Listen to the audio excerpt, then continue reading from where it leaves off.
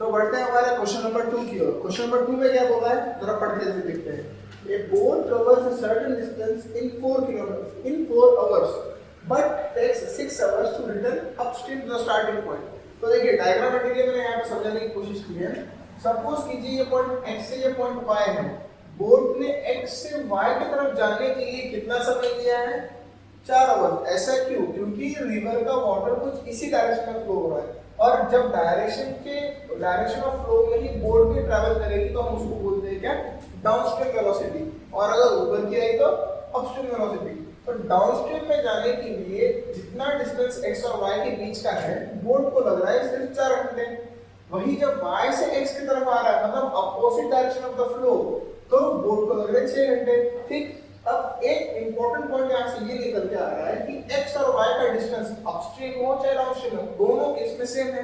मतलब यहाँ पर फिर से हमको वही लॉजिक लगाना पड़ेगा, that distance between x and y is equal to distance between y and x। ठीक, ये क्लियर हो गया। अब और एक चीज क्या ध्यान में आती है, डिस्टेंस अपस्ट्रीम में जितना डाउनस्ट्रीम में जितना है उतना डिस्टेंस अपस्ट्रीम में ट्रैवल कर रही है बोट, ऐसा हमारा निष्कर्ष निकल रहा है। अब यहाँ पे एक और चीज बोली है, इफ वेलोसिटी या if the speed of stream is 5 kilometre per hour, find the speed of boat in still water. तो देखो यहाँ पे v मतलब क्या? वेलोसिटी ऑफ फ्लो गिवन है कितनी? 5 kmph, और बोलना पूछा ये है कि इस बोट का स्टिल वाटर में वेलोसिटी कितना होगा।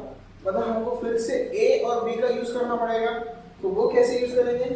तो देखिए हमने इक्वेशन अभी देखिए क्या बनाया है, distance travel in downstream is equal to distance travel in upstream. तो डिस्टेंस की मदद से स्पीड और टाइम को कैसे रिलेट करें, हमारा ये टेक्निक अभी भी फॉलो हो रहा है। DST, distance is equal to speed into time.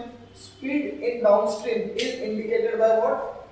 Speed in downstream is indicated by alphabet A into corresponding time is TA.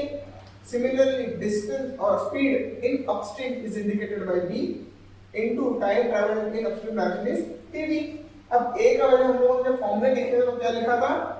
U plus V into TA. Similarly, D का formula क्या था? U minus V into TB. अब यहाँ पे हमारा equation तो तैयार हो गया। अब इस इक्वेशन में गिवन डाटा के हिसाब से क्या क्या वैल्यूज है उसको समझते हैं। हमारे पास u का वैल्यू अवेलेबल नहीं है और वही हमको क्वेश्चन में निकालना भी है, तो u को जैसा का वैसा रखा। वेलोसिटी ऑफ फ्लो कितना गिवन है? 5 किलोमीटर पर आवर, जो कि मैंने यहाँ पे स्पेसिफाई भी किया है, तो यहाँ पे मैंने लिख दिया 5। अब बची है बात TA की। TA मतलब क्या? डाउनस्ट्रीम में जाने के लिए कितना वेलोसिटी लग रहा है, कितना टाइम लग रहा है? तो 4 आवर्स। क्योंकि ये भी किलोमीटर पर आवर में है, ये भी आवर्स में, इसलिए डायरेक्टली आंसर किसमें आएगा? किलोमीटर्स में। तो मतलब ये हमारा डायरेक्ट मल्टीप्लिकेशन पॉसिबल है। अगर ये मिनट्स में होता या सेकंड्स में होता, तो जो हमने अभी तक के क्वेश्चन में सॉल्व किया है, कन्वर्जन वाला लेक्चर, कन्वर्जन वाला फैक्टर, उसको यूज करता। ठीक, क्योंकि यहाँ पे सब एक ही यूनिट्स में चल रहा है, इसलिए कोई कन्वर्जन की जरूरत नहीं है। अब अपस्ट्रीम साइड में क्या हो रहा है? u की वैल्यू अभी भी मालूम नहीं है, वेलोसिटी ऑफ फ्लो कितना है? 5 इनटू tv की वैल्यू कितनी है? 6 आवर्स। अब सिंपल सा मैथमेटिक्स अगर कर लिया तो हमारा क्वेश्चन सॉल्व हो जाएगा। तो मैथमेटिक्स क्या बोलता है, देखो इस 4 को मैंने अंदर मल्टीप्लाई किया तो आएगा 4u plus 4 into 5 20 is equal to 6 को अंदर मल्टीप्लाई किया 6u minus 30। तो अब इस 4u को अगर मैं इधर लेकर गया और 30 को इधर लेकर आया तो क्या होगा? देखिए 6u minus 4u is equal to 20 plus 30।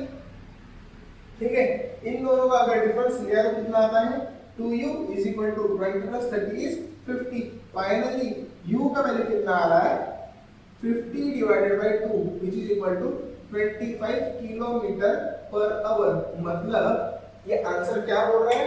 That the velocity और speed of boat in still water, मतलब लेक में अगर इस बोट को हमने रोइंग किया तो it can travel at a speed of 825 kilometre per hour. तो यहाँ पे हमारे सारे क्वेश्चन सॉल्व होते हैं।